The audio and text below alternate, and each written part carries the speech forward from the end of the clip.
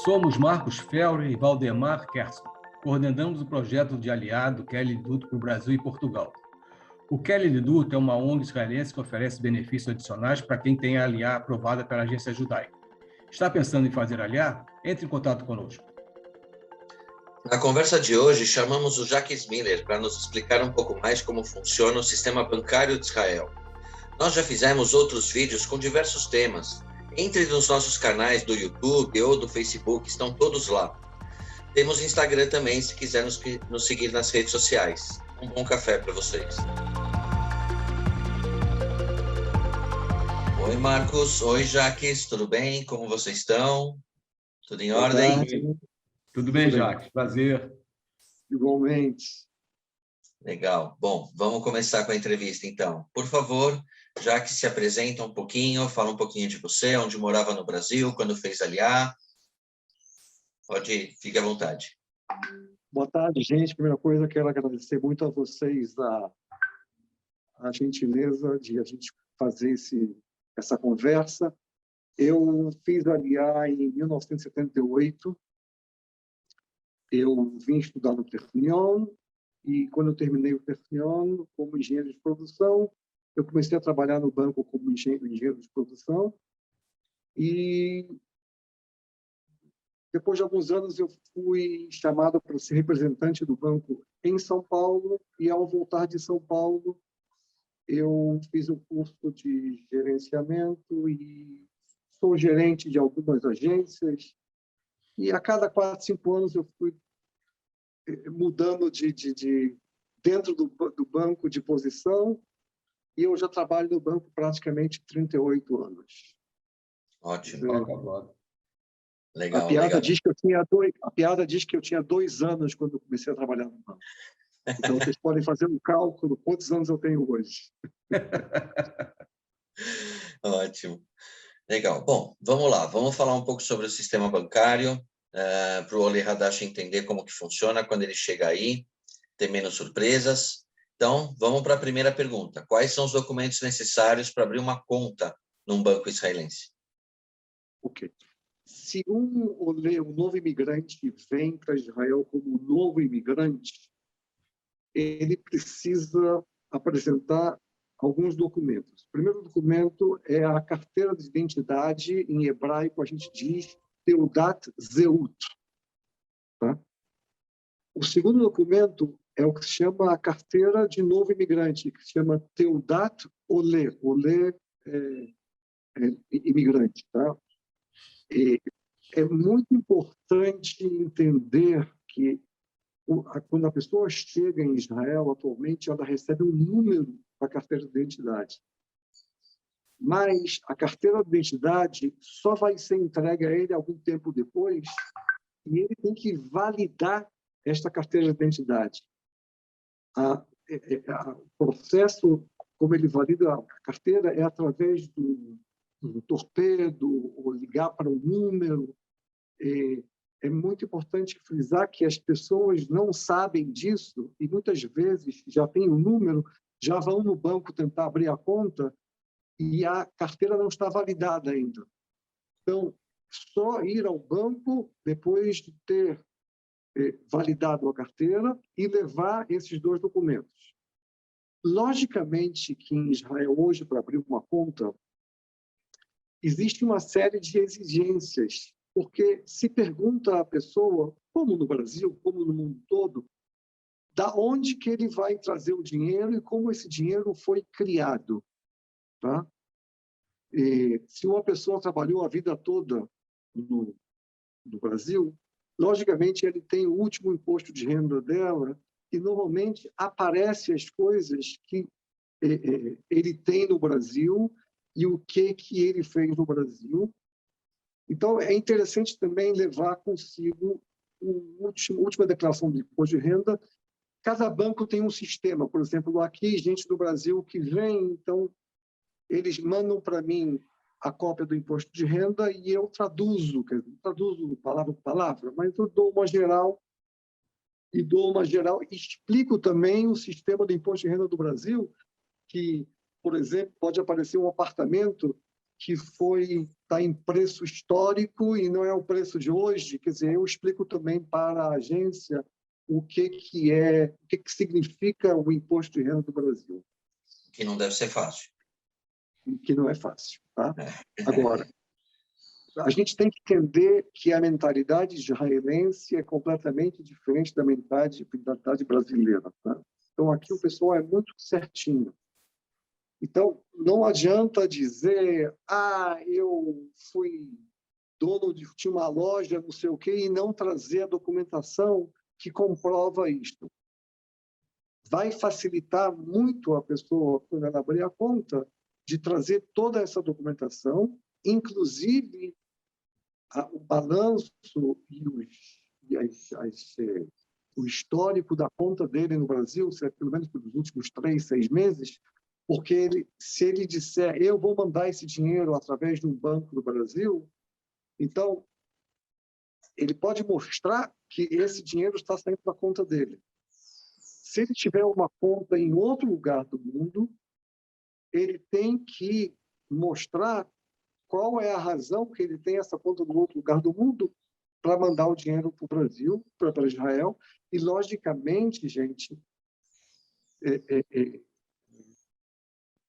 tudo tem que ser declarado bonitinho. Tá? Então, se aparece na declaração de imposto de renda que tem uma conta, sei lá, no Uruguai, então, e der uma explicação por que ele está mandando esse dinheiro, não tem problema nenhum. Tá? Então, basicamente, são esses documentos. E se a pessoa é isenta de imposto de renda, não tem mais bens, não tem mais nada, acaba indo... muitos dos nossos casos, o pessoal está indo até para ter uma condição financeira melhor. Né? Então, uma declaração de renda de isento, mesmo assim, é importante levar? É importante levar porque qualquer dinheiro que ele for depositar na conta, ele tem que explicar de onde que ele está trazendo esse dinheiro. Se ele não vai depositar nada, inclusive uma pergunta que talvez a gente vai lidar depois, você não precisa depositar nenhum centavo quando você abre a conta. Quer dizer, pode ter algum caso de uma pessoa que não está trazendo nada, só trouxe, sei lá, o equivalente a $1.000, então ele pode ir depositar esses $1.000 na conta ou não depositar, e quando ele começar a trabalhar, ele deposita aqui o dinheiro que ele está ganhando aqui em Israel. Normalmente, os valores iniciais é do próprio Ministério da Absorção, né? Faz parte o Salclitá, né? Então, Exatamente. se bobear, o primeiro dinheiro depositado é do próprio governo, né? Sim, mas não é obrigado na abertura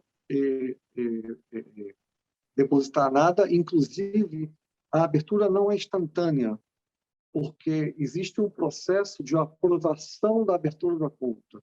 Ele vai se sentar com um funcionário do banco, que é o gerente de conta dele, e esse gerente de conta vai mandar para um superior, e o superior vai analisar e vai aprovar ou não a abertura. Tá? É um processo normal. Logicamente que as pessoas, principalmente os olímpicos, têm muita urgência de ter uma conta, porque através da conta ele vai receber essa ajuda de custo. Mas ele tem que entender que não é instantâneo, não é na hora, no momento da abertura, que ele já vai receber a confirmação. Tá? A maioria dos bancos também tem agências especializadas para atender Olim Hadashim, novos imigrantes. Tá? Não é qualquer agência de esquina que ele vai poder abrir a conta, ele tem que verificar antes de ir, tem que marcar um horário, não pode chegar sem avisar. É um processo que é feito aqui, mas chegando aqui as pessoas explicam para eles como eles têm que fazer. Nós temos uma pessoa, Lorena, uma brasileira que está em Israel, trabalha para o Keren Leididut, ela costuma dar essa orientação, né, para as pessoas e saber qual que é o passo a passo direitinho. A gente se preocupa com isso, né? E também nas cidades, também, dependendo da cidade, sempre tem ou uma ONG ou própria prefeitura, tem um departamento onde acaba orientando, né? Isso é importante, porque como é muito diferente, é bom ter essa orientação para não perder tempo, chegar no banco e de repente demora, foi no dia errado. É muito legal tudo isso, né? Eu queria acrescentar um ponto, Omar.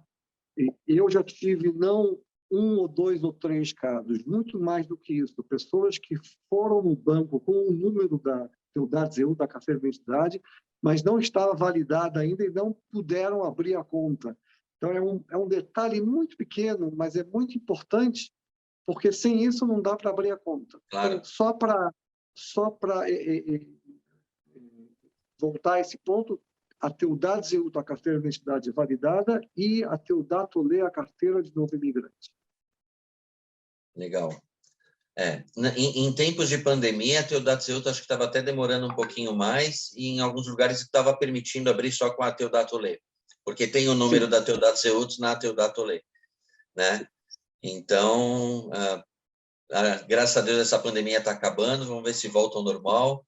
Então, voltar a ser como era antes. E o Olé Hadash, ele tem direito a talão de cheque? Sim. O Olé Hadash, primeira coisa, um ponto importante. Em Israel, você pode abrir conta em qualquer moeda internacional.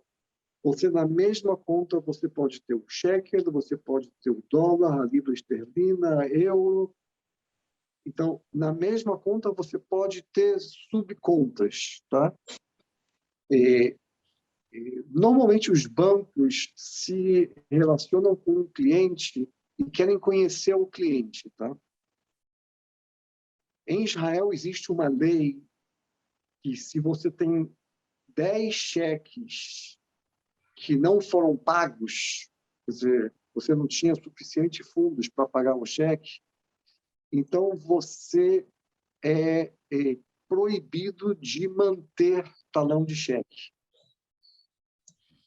Então, é muito importante as pessoas estarem cientes que quando eles dão um cheque para alguém, para eles terem certeza que tem dinheiro na conta, porque essa contagem é feita num período mínimo de 15 dias entre o primeiro cheque e o 10º cheque, e se acontecer no período de 2, 3 meses que 10 cheques voltaram, então, quer dizer, não foram pagos, então a conta vira uma conta sem cheques e todo o sistema bancário sabe que esta pessoa tem este problema, porque todos os bancos estão interligados com isso. Então, no início, o banco diz para o cliente, olha, eu posso te dar um talão de cheque, mas presta atenção, se você começar a distribuir cheque sem fundo, você vai ter um problema. A maioria das pessoas aqui em Israel só usa cheque em casos assim que ela precisa dar cheques pré-datados para um aluguel, ou quer dar um presente de casamento para uma pessoa. A maioria das pessoas já não usa cheque normalmente, mas é possível ter um talão de cheque em shekel e ele pode usar. Logicamente que no início, se não tiver nada na conta, a aprovação vai demorar um pouquinho mais. Jacques, uma pergunta. Você disse que pode ter na conta várias moedas na conta. Quando você saca tudo em shekel ou você pode sacar nas moedas que estão na conta? Você pode sacar na moeda que você tem. Se você saca em shekel até, eu estou dizendo em efetivo, tá? Cash, tá? Se você saca até 10 mil shekel, não te cobram nada, porque a moeda local é o shekel. Mas se você sacar em dólar ou em outra moeda, então existe uma taxa, porque a moeda local não é o dólar. Então, existe uma taxa para sacar, mas você pode sacar, não tem problema nenhum. Se você vai para a Europa de viagem, você pode converter o teu cheque para o euro e pode sacar euro da conta. Não tem nenhum problema. Tem subcontas dentro da mesma conta e você pode manter os dólares, os euros, e as libras esterlinas e o cheque, cada um na sua conta. Tá ótimo. Legal. A gente fez uma entrevista com uma advogada para falar sobre contratos de aluguel, né? E ela comentou também com a gente que é comum você já deixar os cheques, 12 cheques, né? Quanto tempo demora para chegar o cheque, em média, assim? A pessoa recebe rápido para poder já fechar o contrato? A primeira vez que ele pede, de 3 a 4 dias úteis, tá? Sábado não é dia útil aqui, e a gente tem que levar em consideração que existem agências, aqui o sistema bancário, cada agência trabalha num horário diferente. Tem agências que não funcionam no domingo, tem agências que não funcionam na sexta-feira, tem agências que trabalham direto até as 3 da tarde, tem agências que 2 ou 3 vezes por semana funcionam depois do almoço também. Então, tem que levar em consideração, a gente diz 3 ou 4 dias, mas para ficar tranquilo, pensa que você vai ter uma semana para receber o talão de cheque depois que é aprovado. Depois que você pediu o primeiro talão para pedir os outros talões, isso você não precisa da agência também, você pode fazer através do site do banco, inclusive pode pedir para entregar o talão de cheque numa agência próxima ao lugar que você mora. Então, normalmente, depois que foi feito o primeiro pedido, já está no sistema, é muito mais rápido. Mais ou menos em 48 horas, digo, 2 dias úteis, tá? Então, você pode receber os outros talões, não tem problema. Legal. E cartão de crédito? Tá. Cartão de crédito em Israel, os bancos não possuem cartão de crédito, mas existem as bandeiras normais que a gente conhece, o Master, Visa, American Express e outras Diners, que eles têm convênio com os bancos. Tá? O convênio com o banco diz o seguinte: o banco tem a responsabilidade por cada cliente e cada utilização do cartão dele, o banco é obrigado a aceitar o pagamento.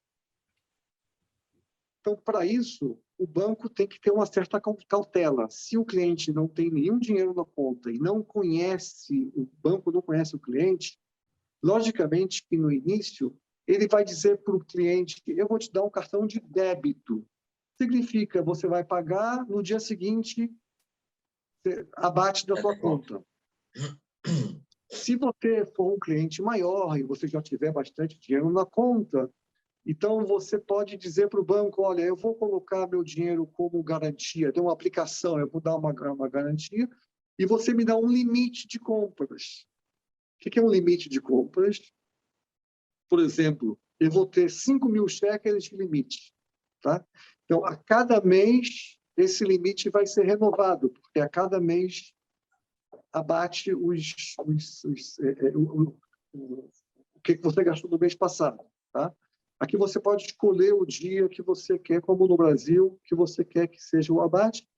E preste atenção, aqui o abate é automático. Você não precisa preparar nenhum cheque, não precisa de nenhuma instrução. O banco já debita a tua conta automaticamente. Você pode escolher no dia 2 do mês, 5, 10, 15, 20.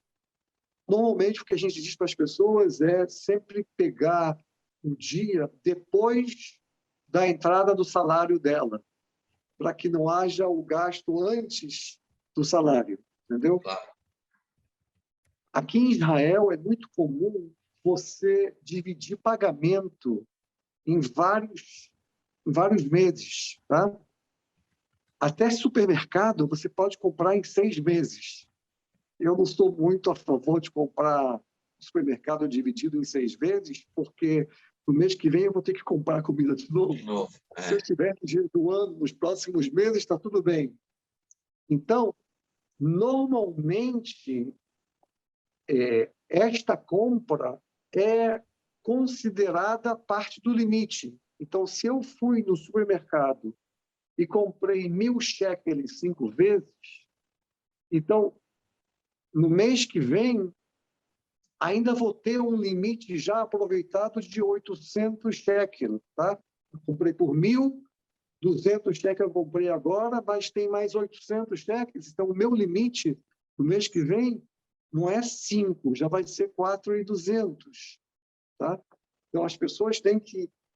por exemplo, tem muita gente que compra geladeira. Geladeira você pode pagar em 36 vezes, tá? Sem juros, tá? A gente não está acostumado com isso no Brasil, mas 36 vezes sem juros é realmente sem juros, tá? Mas se o preço da geladeira ocupa parte do espaço do limite. Então, para você não ultrapassar o limite, você tem que saber exatamente como fazer isso. Então, cartão de débito, normalmente, de imediato, a pessoa pode receber.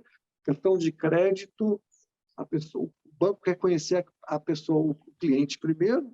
Logicamente, que é um cliente, sim, se ele já vem com uma certa quantidade de dinheiro e ele deposita, faz uma aplicação no banco e diz: vamos atrelar a minha aplicação para servir como garantia para o cartão de crédito, então ele vai ser mais fácil ele receber um cartão de crédito.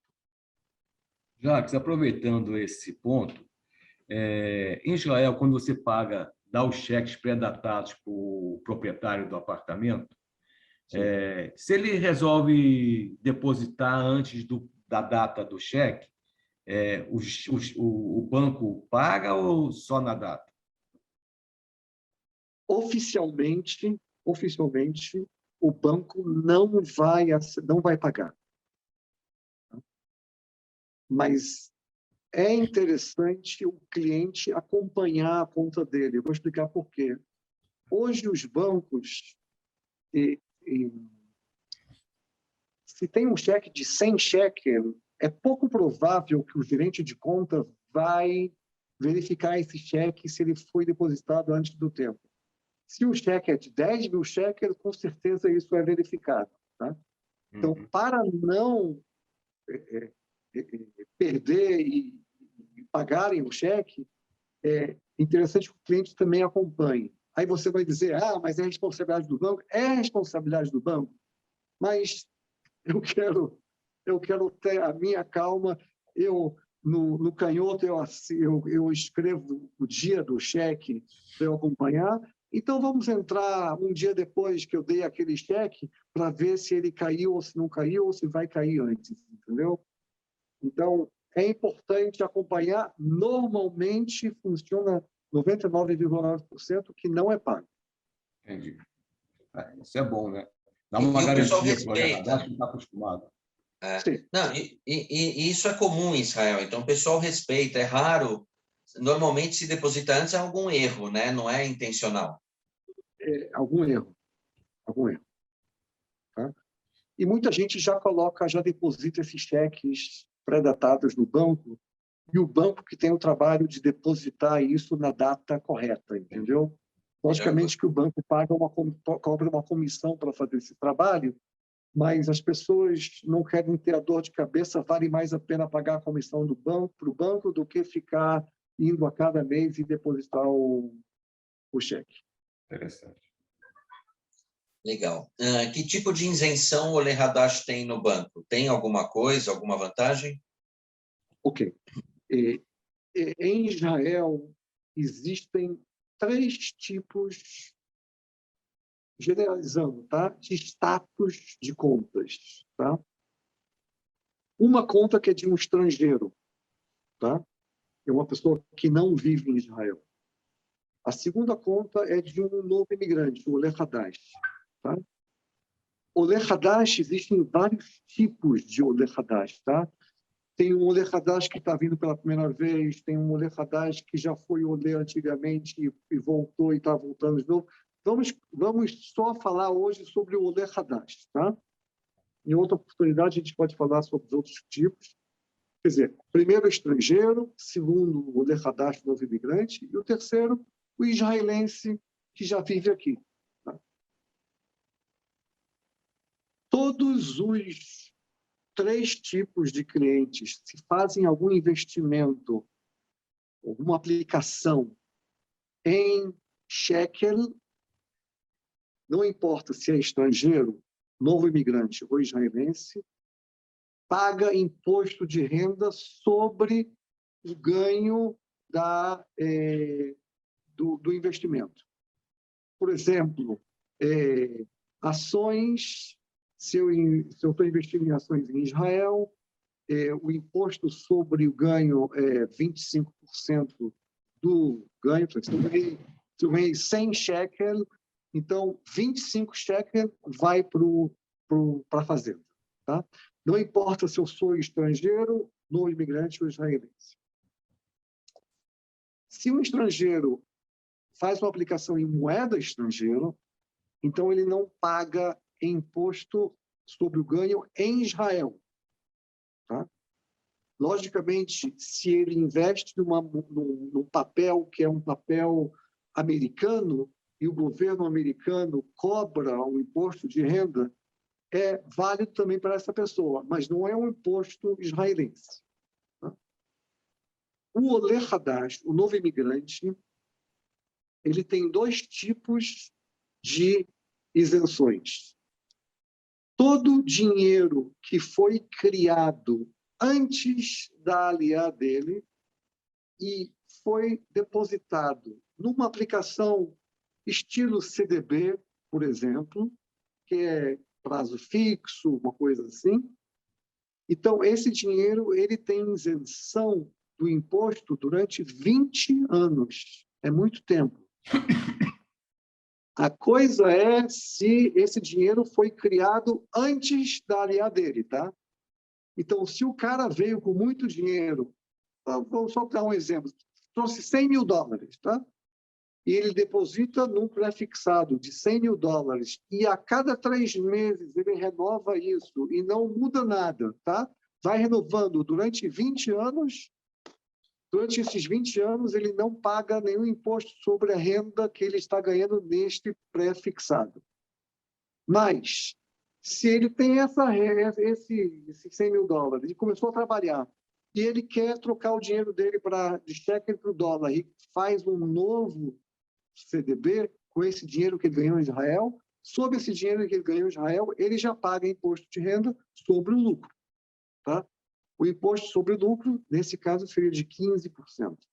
Se eu ganho $100, eu vou dar para a fazenda $15. Isto é em CDBs pré-fixados.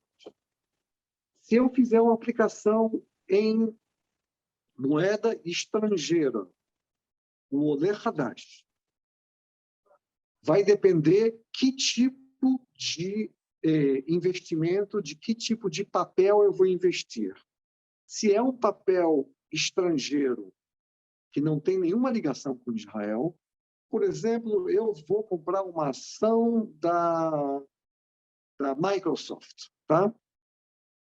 Então, eu estarei isento, o Olê Hadash estará isento de um imposto de 25% até o período de 10 anos. Tá?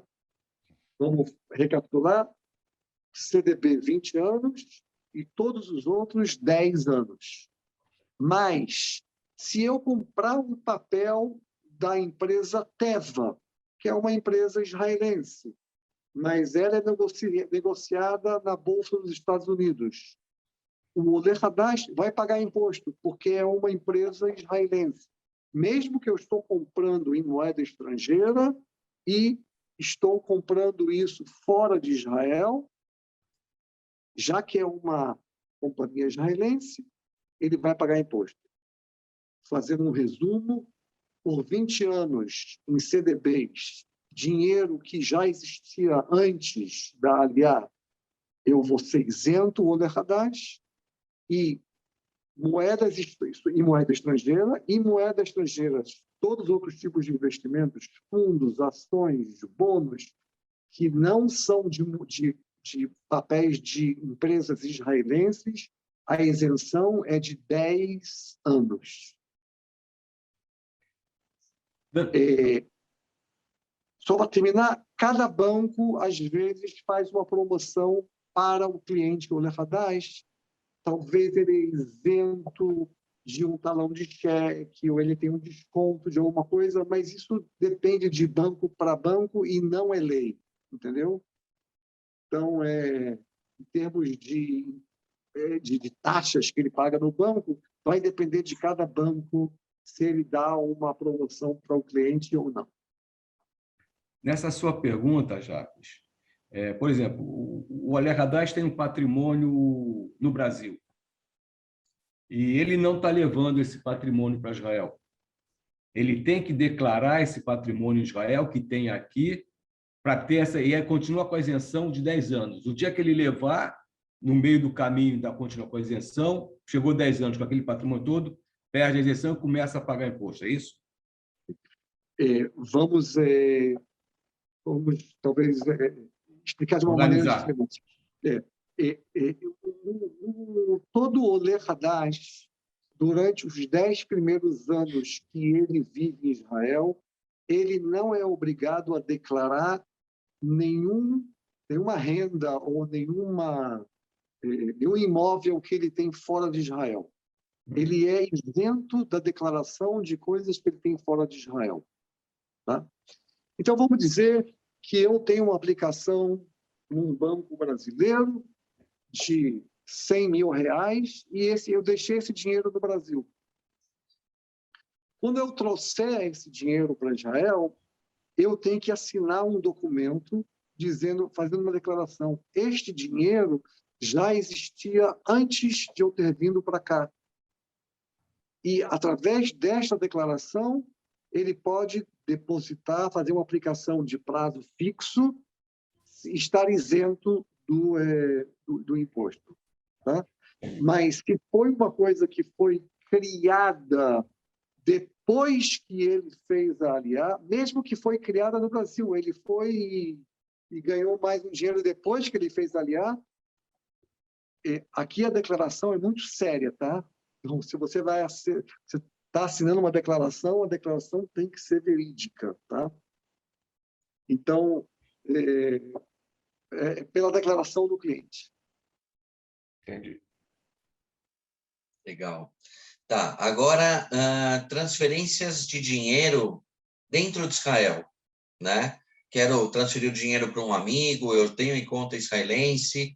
Como que funciona entre bancos e bancos diferentes? Parece que tem um prazo até o dinheiro entrar. Como que funciona? Aqui tem 2 tipos de transferências, tá? Dentro de Israel, que é o DOC, que é instantâneo, como a gente conhece no Brasil, e tem transferência que você faz a transferência, mas a pessoa que você transferiu, a pessoa só vê que o dinheiro entrou um dia com o valor de hoje, amanhã, tá?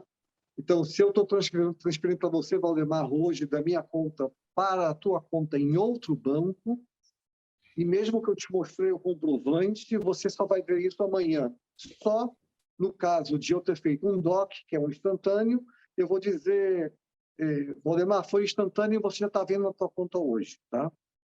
Se você tem a conta no mesmo banco, então você já pode ver isso hoje, no mesmo dia. O dia bancário israelense se divide em 2 partes, tá? Até a hora do almoço e depois do almoço. Normalmente, o dia bancário termina por volta das 3 horas da tarde, tá? Então, se você vai fazer uma transferência depois das 3 da tarde, já é o dia bancário seguinte. Então, só vai ser no dia seguinte. Agora, tudo depende também do valor que você quer transferir, tá? Aqui em Israel existe um departamento que existe no mundo todo, que chama o Compliance. Compliance é a pessoa que verifica tudo sobre a conta, qual é a lógica da conta, entendeu? Então, se eu decidir transferir uma soma muito grande para você, vão perguntar para mim por que você está transferindo esse dinheiro para o Valdemar. Você vendeu alguma coisa, quer dizer, você comprou alguma coisa dele, me mostra o contrato. Tá? Se não tiver contrato e não tiver nada, não vão permitir eu realizar essa transferência. Eu posso, até um certo montante, fazer toda a transferência através do site do banco, sem entrar na agência. Né? Se é uma soma maior, eu também não preciso entrar na agência, eu mando todos os detalhes para o meu gerente de conta no site do banco E mesmo que o gerente, e logicamente, se for na parte da manhã até as 3 horas da tarde, vai ser realizada no mesmo dia. Se for depois, então, só no dia seguinte. E se meu gerente de conta não estiver no trabalho naquele mesmo dia, tem uma outra pessoa que, já que foi feita através do site, que vai ver esse período de transferência. Tá? Não precisa ligar para o cliente, para o gerente de conta, pedindo, quero transferir, não sei o quê. Você pode dar os dados todos através do site do banco. Isso é em Israel. Tá? Se você quer transferir para fora de Israel, se você é um Olé Hadash, para isto você a tua definição é como um israelense normal. Você pode transferir dinheiro da tua conta para qualquer lugar do mundo. Tá? Se é uma transferência para a tua conta no Brasil, por exemplo, se é de você para você, você vai ter que preencher uma declaração explicando que você está transferindo para a tua conta, que você quer fazer um investimento no Brasil. Mas se essa transferência é para um terceiro, você tem que explicar por que você está transferindo para um terceiro e se existe algum documento que comprova esta transferência. Porque, às vezes, a tua transferência pode ser taxada pelo imposto de renda. Não é proibido transferir. Você pode transferir todo o dinheiro que você tiver, não tem nenhum problema. Mas, ao transferir, o banco verifica com o imposto de renda se este tipo de transferência tem que pagar algum imposto sobre isso ou não. Tá? E, às vezes, tem que pagar imposto, então você já deixa o dinheiro separado para o pagamento do imposto de renda. Tá? Normalmente, todo tipo de transferência são somas pequenas, ninguém vai falar nada, tá? Se é uma transferência tua para tua filha, uma familiar, alguma coisa, também ninguém vai falar nada. Mas se você resolver transferir para tua filha, será uma soma muito alta, também vão perguntar. Só abrindo um parênteses. Aqui, a conta, você pode ter 2 titulares, tá? 3 titulares.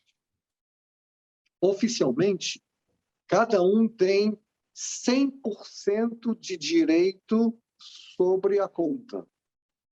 Vamos dar um exemplo, tá? João e Maria. Tá? João e Maria são casados, têm uma conta. Cada um pode sacar quanto dinheiro quer.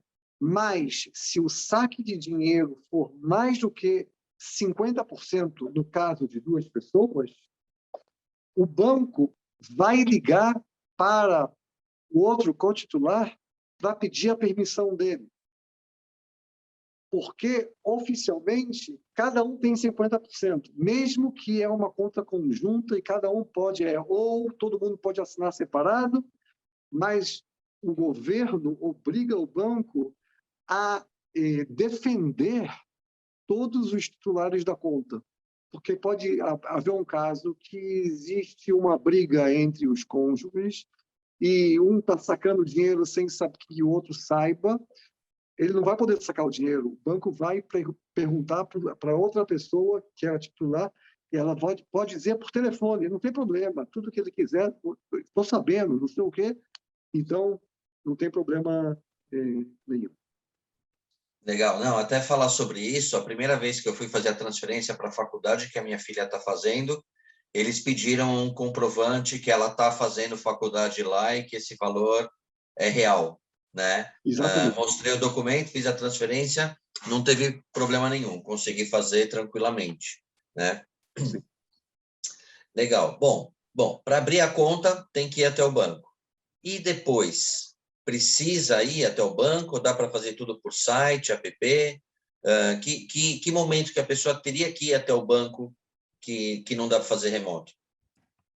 oficialmente, a abertura tem que ser, por enquanto, tá? Tem que ser feita presencial. Tá? Você tem que estar no banco. Tá? Todos os outros... todo tipo de transação, depois, você pode fazer até através do site. Presta atenção, o site é em hebraico ou em inglês. Tá? Então, quem não fala nem inglês, nem hebraico, então ele vai ter que fazer isso não presencial, mas sim pelo telefone. Tá? E muitas vezes vão pedir para ele entrar numa agência, mesmo que seja uma agência diferente da agência, que seja uma agência próxima dele, para assinar um documento. Tem muitos Olim Hadashim que, quando alugam um apartamento, o proprietário exige uma garantia bancária. Então, esta garantia bancária não pode ser feita através do site, porque ele tem que ir no banco pegar a garantia bancária.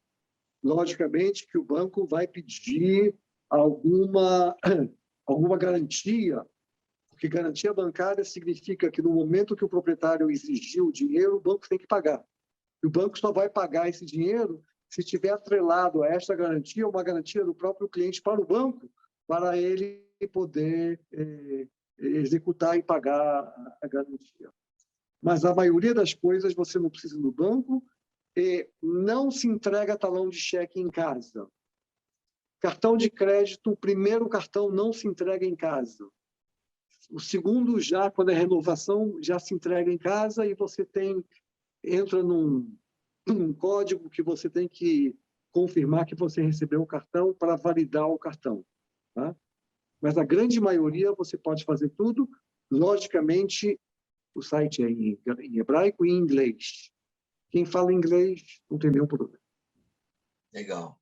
Então, aqui, eu vou aproveitar mais uma vez, eu acabo falando isso quase em todas as entrevistas, a importância de aprender o hebraico, a importância de saber falar o hebraico para se sentir cidadão, para não ter esses detalhes, né? Que por mais que às vezes é um detalhe ou outro, mas vai juntando essas pequenas coisinhas, começa a ficar chato, né? Então, reforçando mais uma vez, aprender o hebraico, isso é muito importante, né? É primordial. Todas as pessoas que têm intenção em fazer aliar daqui a 6 meses, começar agora a aprender hebraico, porque chegando em Israel, você tiver um básico do teu hebraico, mesmo que você vai para o Ulpan depois, vai facilitar muito a tua chegada a Israel. Legal. Bom, e investimento em Israel? Tem essa parte, a gente estava falando um pouquinho, CDB, ações, vale a pena fazer? Porque aqui no Brasil, agora nem tanto, mas num passado próximo aqui era uma maravilha, né? Juros altos e etc. Como que é essa parte em Israel? Em Israel, você tem 2 alternativas, tá? Você tem uma alternativa de dar uma instrução para o teu gerente de conta no papel que você quer investir. E você tem uma alternativa também que você vai receber uma assessoria de investimento de uma pessoa que não é o teu gerente de conta, que é uma outra pessoa, que vai te assessorar nos teus investimentos. Aqui existe uma lei, essa lei existe no Brasil também. A lei diz o seguinte: quando você quer receber uma assessoria de investimentos do banco, você tem que se encontrar com um assessor de investimentos. E esse assessor de investimentos vai te dar um questionário de risco para ver qual é o teu perfil de risco. Tá? Existe o perfil de risco que é bem conservador, um que é médio, um que é muito risco, e o questionário de risco não é uma prova que tem uma resposta correta. Vai depender de cada pessoa. Tem pessoas que gostam mais de tomar risco e tem pessoas que gostam menos de tomar risco. E segundo este questionário, o assessor de investimento vai montar para você um leque de investimentos e vai te explicar cada investimento, qual é as vantagens e as desvantagens deles e os custos que vão ter sobre cada investimento. logicamente que a decisão final é do cliente. Ele não precisa aceitar o que o assessor está oferecendo. Claro. Ele vai dizer, não, eu conheço o banco brasileiro que você não conhece, eu quero investir nesse banco brasileiro. Então, o assessor vai dizer, então, me dá o número de código que se chama o IBAN dele do Bloomberg, quanto você quer comprar, e eu compro para você. Não é uma assessoria minha. Tá? Existe um terceiro tipo de investimentos que pode ser feito no banco, é que você dá um poder a um broker. E o broker é que vai, compra e vende, dependendo também do acordo que você faz com o broker. Para isto, você tem que abrir mais uma conta, que é uma conta que vai ser sem cheques, sem cartão de crédito, para que o broker possa comprar e vender para você. Logicamente que, nesse caso, são somas mais altas. E os investimentos, como a gente falou antes, pode ser o cheque, pode ser o dólar, em qualquer moeda que é uma moeda internacional, você pode fazer esse tipo de investimentos. Ótimo. Jacques, vamos fazer, acho que deve ser a última pergunta, porque, para mim, todas que nós tivemos, você conseguiu, quase de uma vez só, você explicou quase todo o sistema financeiro e bancário de Israel. Só faltou a hipoteca. Você tem alguma coisa que possa formar para os Olim Hadashim? Sim. Primeira coisa, em Israel, a maioria da população pega a hipoteca para comprar um apartamento. Tá? Os juros em Israel são muito baixos. Tá? Não significa que os juros vão permanecer baixos daqui a 30 anos. Tá? Mas essa situação de juros baixos já tem mais de 10 anos. Por exemplo, a Selic israelense é 1,6%. Isso já tem não sei quantos anos. Estão dizendo que nos próximos 2 anos também não vai mudar a Selic. Tá? A taxa de inflação em Israel é muito baixa. É menos de 1%, talvez esse ano seja 1,2%. Quer dizer, vai ser, continua sendo muito baixo. Você, como Olé Hadash, novo imigrante, você tem uma ajuda do governo, um empréstimo especial, dependendo de série de fatores. Dependendo se você é casado, se você tem filhos, se você já serviu o exército aqui. Este valor total, só para guardar a palavra, esta ajuda do governo se chama Zakaut. Zakaut, em hebraico, significa você tem o poder, você tem a chance de receber uma ajuda do governo. Tá? Zakaut. Não precisa ir em nenhum lugar governamental. O banco mesmo faz tudo para você, para a pessoa que tem Zakaut. Mas, por outro lado, a soma não é alta. Ela pode chegar a 100 mil shekels, 120 mil shekels. Um apartamento novo, muito barato, está por volta de 900, 1 milhão de shekels hoje. Quer dizer, talvez 10% do apartamento. Estou dizendo novo, tá? Vai depender também da região que você quiser comprar, tá? Mas estou dizendo, regiões mais baratas hoje, menos de 900, 1 milhão de shekels, você não encontra um apartamento. Se você quer comprar em Tel Aviv, em Jerusalém, menos de 3 milhões de shekels. Se você quiser comprar um quarto e sala, é outra coisa, entendeu? Mas estamos falando de 3 dormitórios. Mas esta é a Zakaut. A base da hipoteca em Israel é a seguinte: você pode receber o empréstimo do banco até 30 anos, contanto que você não chegue à idade de 80 anos antes dos 30 anos. Tá?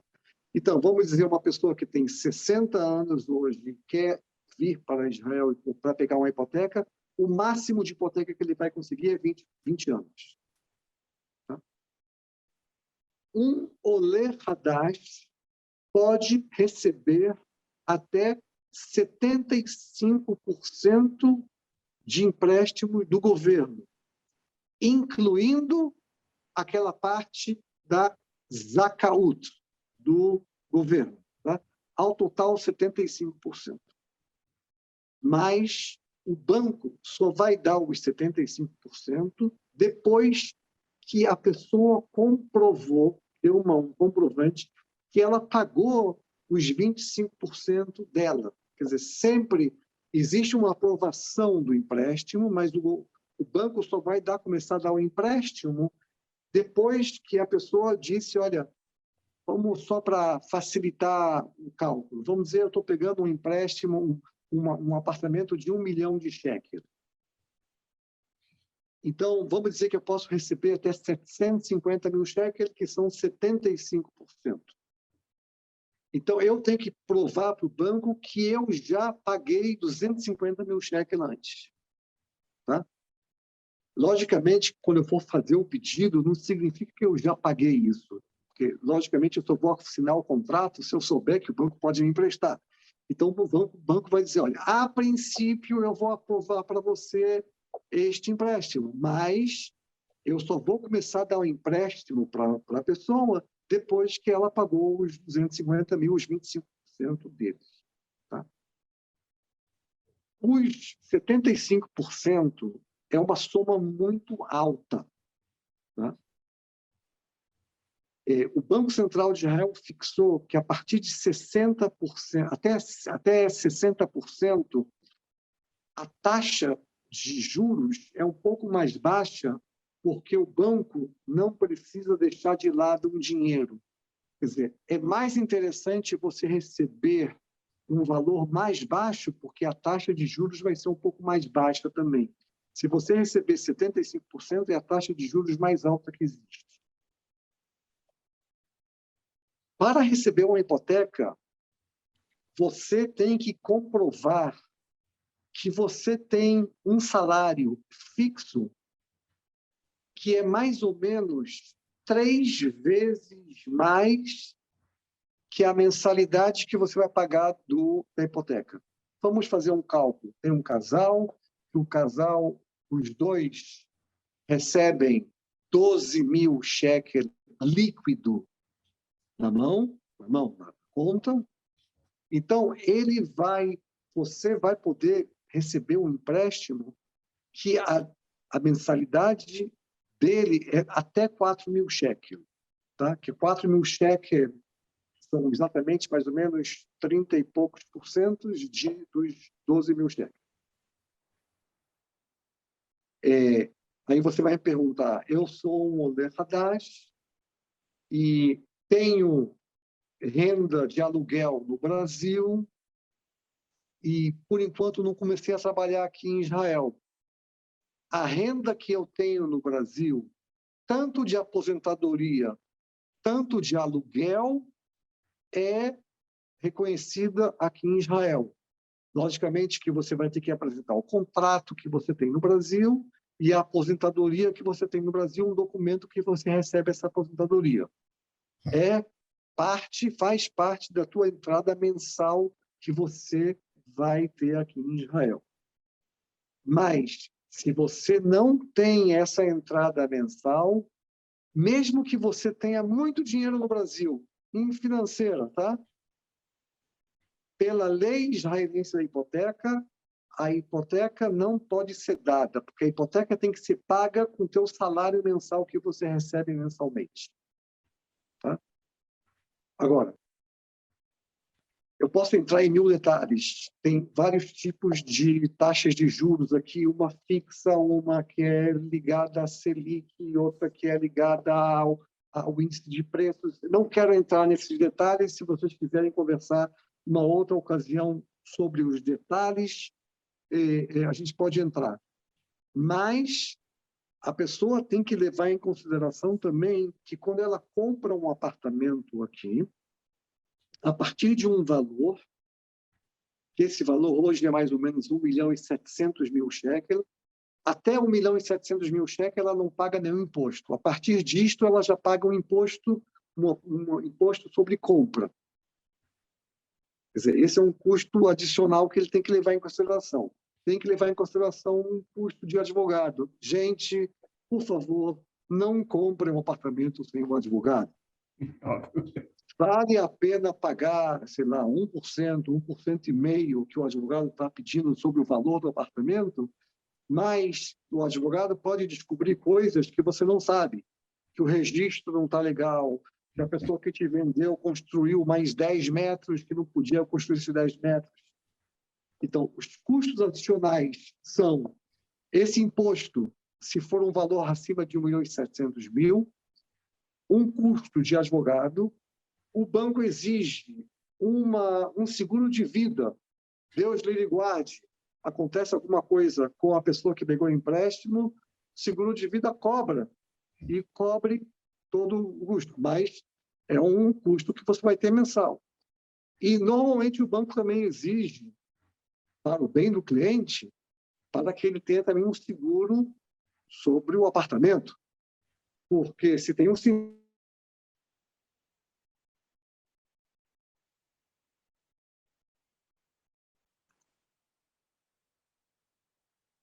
seguradora que vai te pagar, logicamente que esta seguradora, até o valor do empréstimo que você tem no banco, esta parte vai ser pagar para o banco, porque se o sinistro aconteceu, ele está devendo para o banco tem que receber o dinheiro primeiro. Tá? Então, a gente sempre diz para as pessoas, quando você vai comprar um apartamento em Israel, leva em consideração, dependendo do valor do apartamento, que você tem que acrescentar uns 6 ou 7 ou 8% a mais do valor que você está pensando em comprar. Porque existe uma série de coisas ao redor que você vai pagar também. Talvez 8% eu esteja exagerando, uma pessoa que vai comprar um apartamento de 1 milhão de shekels, ele não vai pagar esse imposto, mas 2%, 3% a mais ele vai ter que pagar. Então, a base do pensamento, quando você for comprar um apartamento, é, primeiro, eu tenho esses 25%, ou esses 30%, esses 40% para pagar antes, eu vou ter esse dinheiro para pagar mensalmente durante 15, 20, 30 anos, e leve em consideração que pode ser que a taxa da Selic vai subir daqui a 10 anos. Então, o que eu estou pagando hoje não vai ser o que eu vou pagar daqui a 10 anos. Então, é uma série de fatores que você tem que levar em consideração. Muitos Olim Hadashim pegam pessoas especializadas em assessoria de hipotecas, pagam uma certa quantia para a pessoa e a pessoa ajuda muito ele, o Olim Hadash, a fazer isso. Não é obrigado, tá? Mas, por exemplo, tem muito brasileiro que é assessor de hipoteca, tem muito gente que fala espanhol que é assessor de hipoteca. É um ponto que a pessoa tem que se levar em consideração. Se ela quer economizar, não faça isso. Não abrir mão do advogado. Sem advogado, não se compra apartamento em Israel. A gente está com uma entrevista programada com a Oxéria também para falar sobre compra e venda. E é uma das perguntinhas lá, ela também fala, não compre um apartamento sem um advogado, que é importante. A gente vai explicar isso. Realmente, a gente já está sabendo, já está começando a ter algumas ideias nesse sentido.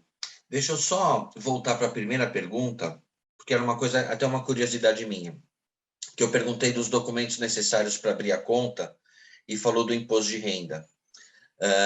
É necessário mostrar o imposto de renda para abrir a conta ou o imposto de renda seria mais para não ficar sem histórico, para começar a ter um histórico no banco? Não é necessário mostrar o imposto de renda, mas é necessário você mostrar alguma comprovação que você tem de onde está vindo esse dinheiro, tá? Sim. Se você quer dizer que você tem um contador que escreve uma carta, um contador de verdade, que a gente pode verificar que o contador realmente existe, também pode ser válido. Se você trouxer 10 contratos sociais de apartamentos que você tem e você dizer, tá vendo, eu tenho 10 apartamentos, não precisa mostrar o imposto de renda. Mas, normalmente, o que a maioria das pessoas, a coisa mais fácil que ela tem para mostrar é isso, então a gente diz, mostra isso, mas não é obrigado a mostrar. Você é obrigado a mostrar um comprovante da origem dos fundos que você quer depositar no banco. Entendi. Maravilha. Eu acho que a gente pegou tudo aqui, já fizemos todas as perguntas, foi muito legal, quero agradecer demais. Obrigado. Eu acho que vai ajudar bastante os Olim Hadashim. Deixar um espaço para se despedir, se tem alguma coisa a mais que quiser falar, fique à vontade, Jacques. Quantos minutos eu tenho? Quando você quiser. À vontade. Eu sempre gosto de contar uma pequena história. Opa, tá? Ótimo. É uma história, eu gosto muito dessa história, espero que vocês gostem também. Existia uma pessoa que era muito pobre, morava na entrada do metrô de Londres. E ele não tinha dinheiro para nada. E no metrô de Londres, até para fazer as suas necessidades, você tem que colocar uma moeda. Tá? Então, ele esperava de manhã cedo uma pessoa dar uma moeda para ele entrar na toalete do metrô. E uma vez uma pessoa deu uma moeda para ele e ele pegou a moeda, foi colocar no lugar para abrir a porta e viu que a porta estava aberta. Ele colocou a moeda no bolso, entrou, saiu e depois falou, o que eu vou fazer com essa moeda? Tinha uma casa lotérica ao lado da entrada do metrô. Ele foi na casa lotérica e perguntou para a pessoa, o que eu posso fazer aqui? Você pode fazer uma raspadinha. Qual é o prêmio que eu vou receber? Você vai receber, pode receber até 10 libras. Tá bom, eu tenho essa moeda, não sei o que fazer com ela. Fez a raspadinha e ganhou 10 libras. Para ele, 10 libras era muito dinheiro. Não sabia o que fazer com isso. Perguntou, o que eu posso fazer com ela? Não, agora, com 10 libras, você pode concorrer para um prêmio de 1 milhão de libras. Tá bom. Comprou o cartão, ganhou 1 milhão de libras. Não sabia o que fazer, colocou um cheque no bolso, mas mudou a vida dele. Ele, todo dia, ele continuava sentado na entrada do metrô e trocava o jornal que ele sentava em cima para mostrar que ele era rico, porque ele não tinha noção de dinheiro. Uma vez ele viu no jornal, na primeira página do jornal, uma propaganda, um anúncio, vende-se em Oxford Street, em frente à loja Marks & Spencer, sabe, não é nem uma lojinha, um boteco 4x4, 1 milhão de pounds. Pegou o cheque, olha, eu tenho esse dinheiro, vou comprar esse boteco. Comprou o boteco e se mudou para morar ao lado desse boteco na Oxford Street, mas continuou pobre. Bom, 2 semanas depois, aparecem 2 advogados, quer dizer, 2 pessoas, paletó e gravata, aquelas, a gente chamava antigamente, aquelas pastas James Bond, naquela época. Aí disseram para ele, o senhor é o dono desse boteco? Eu falei, sou o dono desse boteco. Nós somos os advogados da Marks & Spencer. E o seu boteco está atrapalhando a renovação da Marks & Spencer que nós vamos fazer. O senhor leve agora 10 milhões de pounds. E o cara levou 10 milhões de pounds. E aí a vida dele mudou, realmente. Ele mudou de pensamento e não sei o quê. E chamaram ele, tinha um programa em Londres, na televisão, das pessoas que mudaram a vida. Eles eram pobres, ou não sei o quê, e contaram a vida dele. E no final disseram, nós vamos trazer agora para o senhor ver a pessoa que, devido a ela, o senhor hoje é milionário. Aí falou, tudo bem, entrou uma pessoa, todo mundo bateu palma, ele também bateu palma, depois ele pediu a palavra e disse, gente, eu quero pedir desculpas, eu agradeço muito a vocês, mas eu me lembro exatamente a feição daquela pessoa que me deu a moeda. Não é essa pessoa. O apresentador disse, não. A pessoa que estava no toalete e saiu do toalete e deixou a porta aberta para você, esta é a pessoa. Devido a ela, hoje você é milionário. Então, o que a gente está tentando fazer aqui, ninguém é pobre, é só uma parábola. Tá vendo? Nós estamos tentando abrir uma porta para as pessoas que querem fazer aliado. Então, todo mundo, depois que tiver pergunta, não sei o quê, pode depois me procurar, o Valdemar tem meu e-mail, sem nenhuma, sabe, ninguém tem que é obrigado a me procurar, mas se quiser, se eu souber a resposta, em hebraico... Se puder abrir essa porta, né, Jaques? Se puder abrir essa porta, em hebraico a gente sempre diz, eu tenho resposta para tudo. Ani lo yodea, eu não sei, também é uma ótima resposta, mas eu tenho uma resposta. Verdade. Tá bom? Gente, um prazer, hein? Legal. Muito, muito, muito obrigado. Obrigado mesmo, Jaques. Obrigado, Jacques. Foi muito boa a sua explanação. Muito obrigado. Elucidativa. Até a próxima, então. Até. Tchau.